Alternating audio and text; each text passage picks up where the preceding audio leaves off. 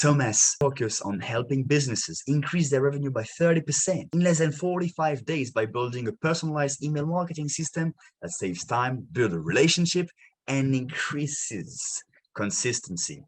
I'm going to welcome Tomas to the show, also having an online marketing agency, but Tomas focus, I would say, like, do you only focus on email marketing or do you do things like that aside?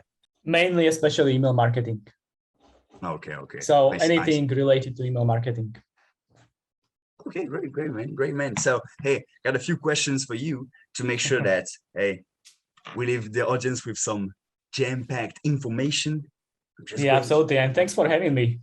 Hey man, no problem. Actually, thanks for coming to the show. I really appreciate having experts like you to the show because that's how we grow, having experts like you and people that know things to share the knowledge. That's how you grow. That's how you do things, man. I got a few questions for you, Tomas. I prepared a few questions to ask you. Hey, man, what do you think? Why did you choose to focus on email marketing, especially? Like, you could have picked a lot of things because online marketing, as we talked about previously in the previous discussion, is like a vast, like extremely large environment. There's a lot of things to do. Like, why do you choose going into email marketing, especially?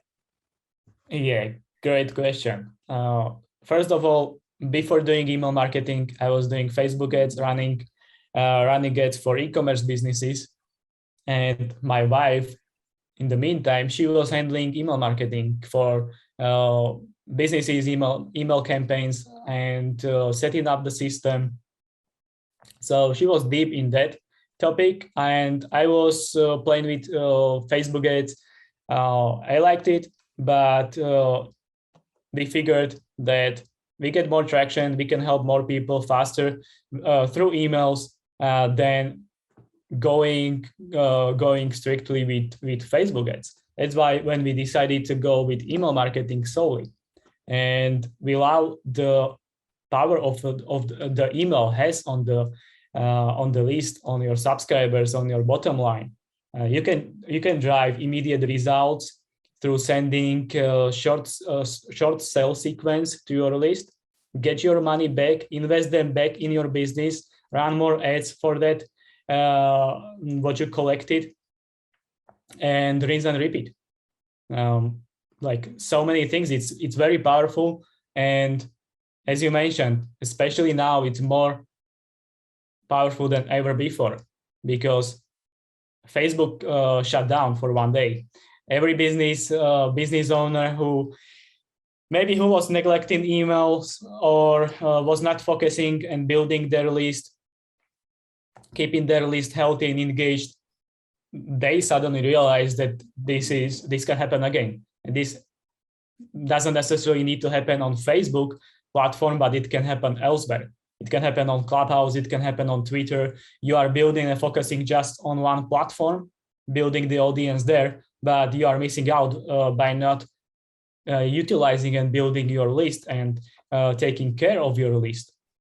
That's the only traffic source that will stay with you, that you own, no matter what happens out there.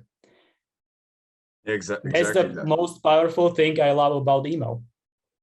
Yeah. And that's what I'm going to go further into the show in a bit. But the thing is, yes, it's basically the blood flow of every business, and how, like, what's interesting is how fast you can get results and really test out things. And talk a bit more about what you test in emails and what you do change to improve the results in order to get better results with your email campaigns. All right. So the number one thing that we test is frequency. This is the one thing that not many businesses and business owners are ready to hear, but you need to send out more emails. Oh yeah, definitely. You just have to. Because we both know Grant Cardone, and he's sending, I visited his marketing workshop. He's sending 16 emails a day. But his list is huge. He has over 2 million subscribers. And it doesn't necessarily mean that he will send 16 emails to each individual person. No, he sends 16 emails, and thanks to his huge email list, he's able to send 16 emails at as his list is segmented, so it doesn't go to one group of people, it's separated. So maybe one person receives one email or 3 emails a day. Not a big deal. Like really, when you look at just the vast amount of information that's out there, every second you are bombarded with so much information. No one will notice that you sent like one more email. No one will notice. So you need to start sending more emails, and that's the first thing. Like, get over the fact that you will bother someone. No, you will not. Like, if you believe in you and in your product, that you believe you can help them, you will do whatever is necessary to get your message across. And if someone doesn't want to do anything, what doesn't want to have any business with you, they will ignore you. And to help you with this, you unsubscribe them. It's not a big deal. Like, if someone is ignoring you for 3 months, that's our rule. What we do for our clients, anyone who's been inactive, ignoring any content, any interactions from the client side, is put in an unsubscribe list. And like, you can still use this list. It's not like you are throwing the leads away. You can still use it as an audiences for retargeting, for Facebook ads, lookalike audiences. You can create a list from these unsubscribed people, because they still been interested one time ago. In the past, they were interested in your service, in your business.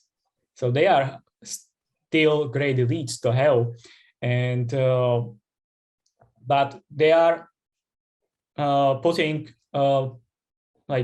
putting a burden on your overall email marketing if you keep them in your list and keep sending them emails. It will not help you.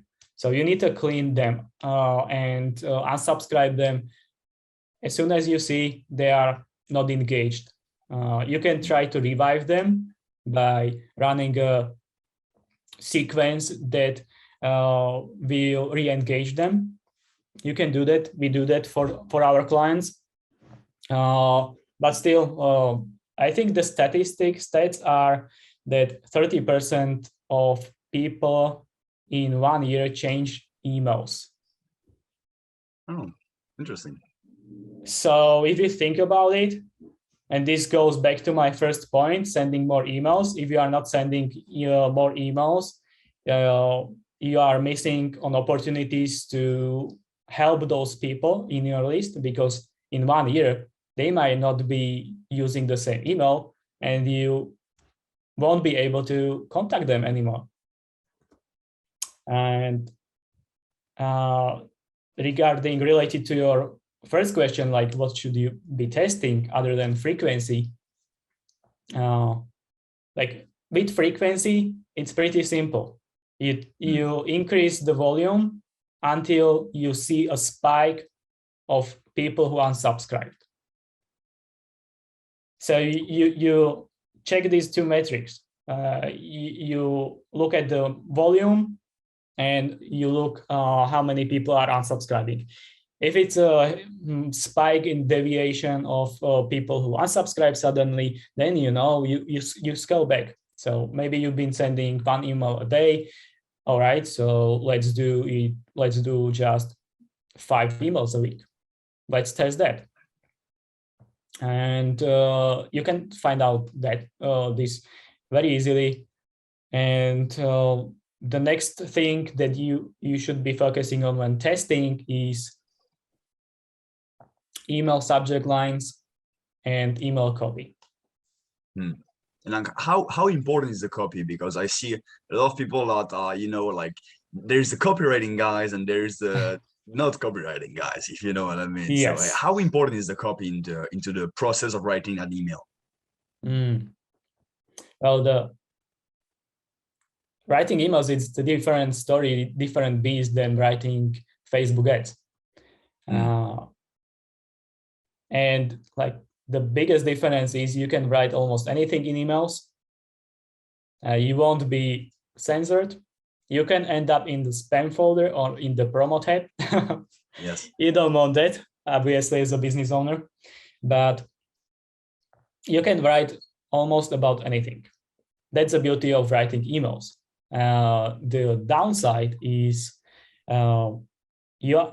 you need to get over selling with emails and focus more on providing value, educating your list, educating your subscribers, providing them as much value as you can. So you get over it. Emails are not for selling, although they sell, they help you sell more, but they should be like your main focus and objective when you write that one email is focus on selling the click. Yes. Not the main product, not the offer. You are selling the click. So if you are successful, your click-through rate will be high. If your click-through rate is high, you are sending them and driving them, and you should be driving them to some landing page. And that landing page should convert them if it's optimized well.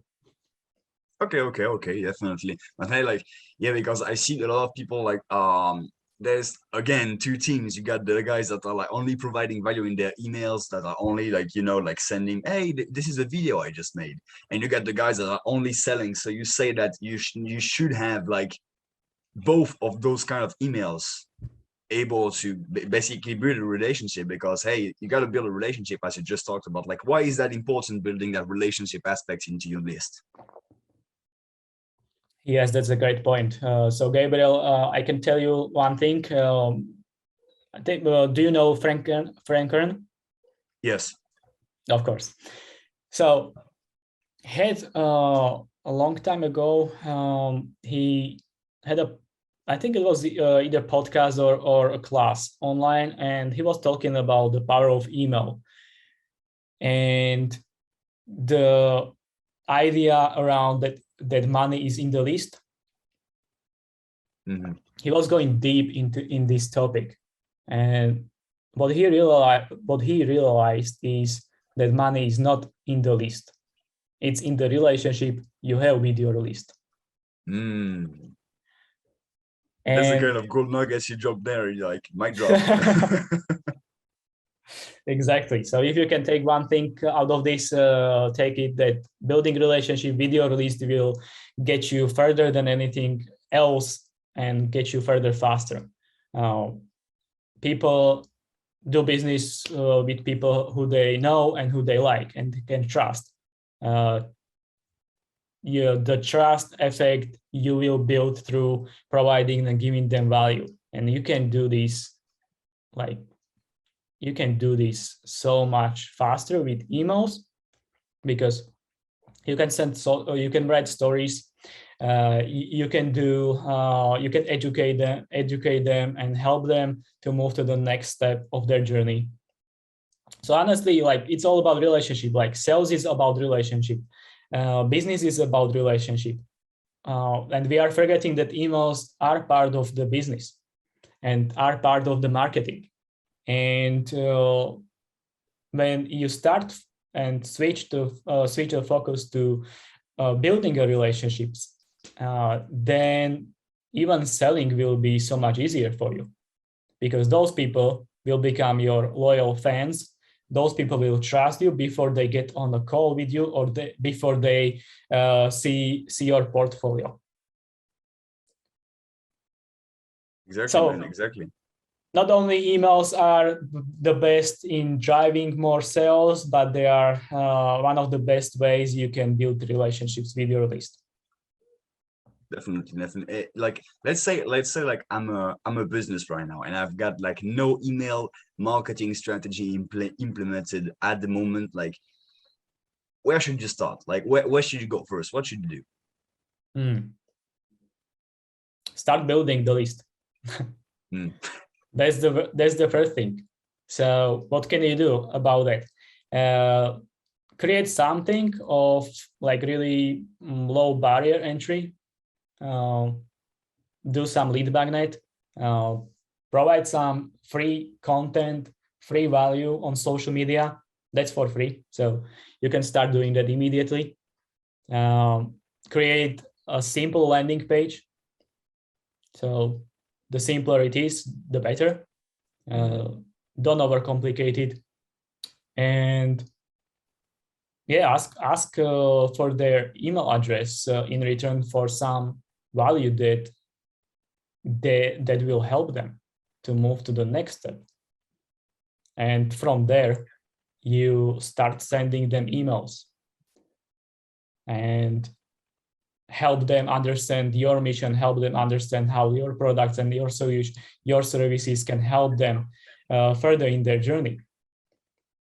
So build value and trust through providing more content. You can complement it, and you can also use it with emails, not only on social media. So one of the powerful things we do with our clients is they are already big on social media, but not many do use, for example, with YouTube videos. Those who are starting and creating YouTube content, you can drive more sales using emails and leveraging the content you have on YouTube. And it's very simple. You just use the same video that you published on YouTube. You write an email, simple email. This is about this is the topic about the video I put on YouTube, and couple bullet points. What's the takeaway? And then there is a call to action to watch the video. But you are not sending them to YouTube. You are sending them to a landing page where you host that YouTube video. And you put a call to action. You will have a nice headline, catchy headline, and you will put a call to action to either book a call or whatever thing you need them to do so they get further in their journey. And this way you can generate so much more, so much revenue, and you are not pitching, you are just providing pure value on the YouTube video. And there is it's a soft sell. So you are giving them the option to move to the next step, and you are educating them and giving them value. So it's easy to sell them.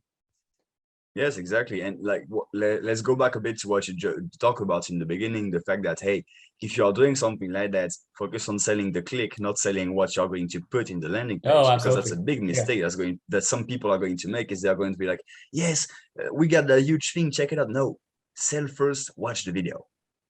Next step, and then you ascend progressively, but you got to make sure that each step you sell them, you do the soft sell at the beginning. But yeah, definitely. Hey, man, like, hey, a lot of value. I see a lot of people going into the clubhouse room and checking it out. Like, I love that. Hey, man, like, I'm going to go into the next step of the show. But if you got one thought, like one thing that you want to leave the audience with, like one takeaway, like think about a great one, because that you got one thing and one thing only that you can say, hey, you got to do that thing. What would that be? Just one thing. In that regard, it would be focus on building relationships. Provide as much value as you can. Like, forget about selling, focus on giving, and sales will come. Man, that's powerful. We got somebody that maybe has something to say on the clubhouse. Okay. Alexander seems to raise his hand and ask questions. So maybe he has a questions. I'm always open to. Hey, brother, what's up?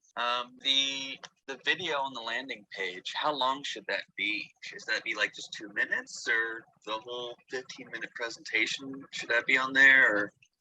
Yeah, great question. So it really depends on the value that you are providing. Like, it can be as long as it needs to be. You just need to get the message through. Shorter videos are up to like 2 or 3 minute videos work better for conversion. But if you are providing like great content and great value in the video, it can be 15, it can be even 30 minutes long. So I would focus on the value, not the length of the video. Yeah, awesome. Anything else I can help you with? Should the video be what you do to try to an appointment? Or No. should it be something that they're ready to then meet and sign for? Okay. Basically, video is just helping them to, like, with their biggest issues they might have. So, you know, the topics they might be struggling with, you are making content around those topics. This is one of the videos that you put out, and on the landing page you will have that video embedded, and there shouldn't be any call to action. Actually, it can be, but what we found, videos without call to action works better, and the only call to action will be the call to action underneath the video that you put as on the landing page. And that call to action can lead them to schedule a call with you to find out whether you will be a good fit to work with them, or give them maybe a lead magnet, or drive them somewhere. Yeah, you are welcome. Hey, no problem, man. No problem. If you guys have any questions in the clubhouse, don't hesitate to jump on stage and ask your questions after this. That's what we are making this for. Thomas, thanks a lot for the value that you just provided, and and thanks for your time. I really look forward to doing something with you, man. Hey, it's been a pleasure. Yeah, absolutely. Stay in touch. Let's stay in touch, guy. All right. Take care. Take care, man. Take care.